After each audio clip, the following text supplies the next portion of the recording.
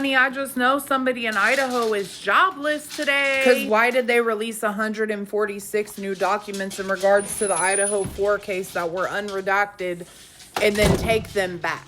Indian given ass bitches. First of all, I find that extremely strange, because why would you do that unless there was something you didn't want people to know? So I didn't get there in time. If anyone has the documents and can send those over to me, that would be amazing, so I can flip through them for myself and take a look-see. The other thing I want to say is something I noticed last night. So I was on Google and I went on Wikipedia and I typed in people who have been murdered in Idaho. Wikipedia was my Google search. Let me show you guys what came back. As I stated previously, I typed in people murdered in Idaho, and then you go to this list. Now this shows people convicted of murder in Idaho. Is there a name missing on there? It starts with C, and the last time I checked, Brian Kohberger starts with a B, and it's also not under the K list, so that's a little weird, right? Just had me really confused last night. You guys know I can't leave well enough alone, so I went in to look at people who have been murdered in Idaho, and for some strange reason it shows Kaylee Goncalves and Madison Mogan, but it doesn't have Ethan or Xana's name on there, or Brent Kopeka. In a standoff/shootout with the police, but still, wouldn't that be considered a red room? And how strange is it that we're finding out that he was Yellow Coat Guy in the trash now? Moscow police, what the fuck are you doing? I swear everything about this case doesn't make sense. The thing that bothers me is when you look into this case, you don't get answers. When you find one thing, you just get 3 more questions for every fucking thing that you find. Normally in cases, and I've said this before, I'll say it again, they're A to Z. I mean, look at the Milwaukee case where the guy went on the first date and dismembered her right then. Because with that case, they found Sade Robinson's unaliver very quickly. And when they figured out and tracked her phone records, they went back to every place her phone pinged, found the information on the videos and the surveillance, and then tracked him to his house, and then tracked him spreading her dismembered body parts all around Milwaukee. I could see if somebody got a splinter. This is a fucking quadruple homicide. The fact that the cop didn't have PPE on when he went upstairs, which we saw yesterday in the Touch DNA video, means that that is a potential risk for contamination. Not to mention the other guy said that Hunter Johnson was his homeboy, the same homeboy that walked through the house with the steak knife and left it upstairs. Yeah.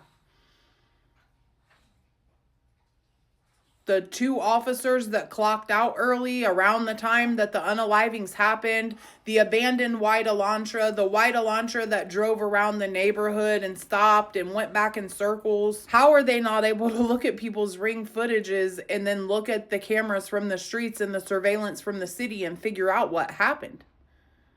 Unless they already know and they just know that whoever did it has to be protected. Look up the owner of 1122 King Road. Why doesn't it show that it was ever owned by a particular person? It was by an LLC. And then apparently the abandoned white Elantra was once owned by the actual owner of 1122 King Road. But what blows my fucking mind is I saw a video yesterday and this really got me thinking. There was a guy who went to U of I, and he said that people would often get messed up and they would get the houses confused and walk into the wrong house and think it was somebody else's. I know instances where SWAT teams have went into the wrong house and unalived people because it was the wrong house and they made a mistake. What if there was a hit or something, but it wasn't meant for the 4 people in that house, it was meant for another house? That would be a reason to cover something up.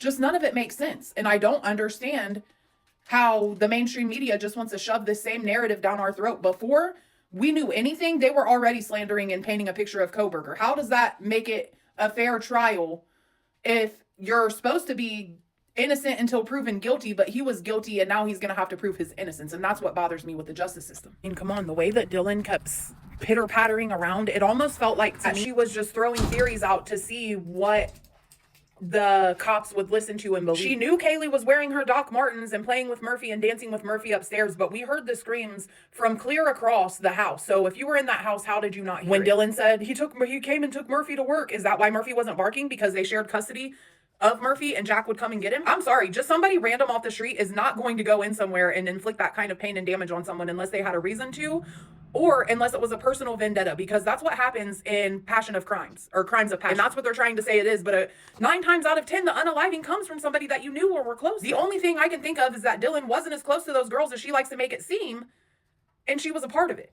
Her entire interrogation is just a clusterfuck. She doesn't make any sense. It was 4 days later, so I know when she's giving this interview, she wasn't fully intoxicated like she might have been in the first one. But then again, you called it noon. You weren't still fucked up. And I don't care what anyone says. I've been blackout drunk before, but I would be awake enough to know if somebody was screaming for their fucking life. She's not a victim. The victims are the 4 people who lost their lives. And now they don't have a voice. And the 2 remaining surviving people that do will not use their voice to tell the truth. Why is Bethany so dead set about not testifying? Why was Bethany listed as one of Kohberger's defense eyewitnesses? I'm going to keep looking, guys, but let me know what you guys think in the comments, because I just don't understand. Why would you drop 146 documents and then take them back unless there was something in those documents you didn't want us to see? So if anyone got to them beforehand and still has them, if you could please send them over. I'll give you my email address. I love you. Okay, bye. And Happy New Year's, bitches. Follow me for more. We're definitely going to keep doing deep dives into this case until it's solved.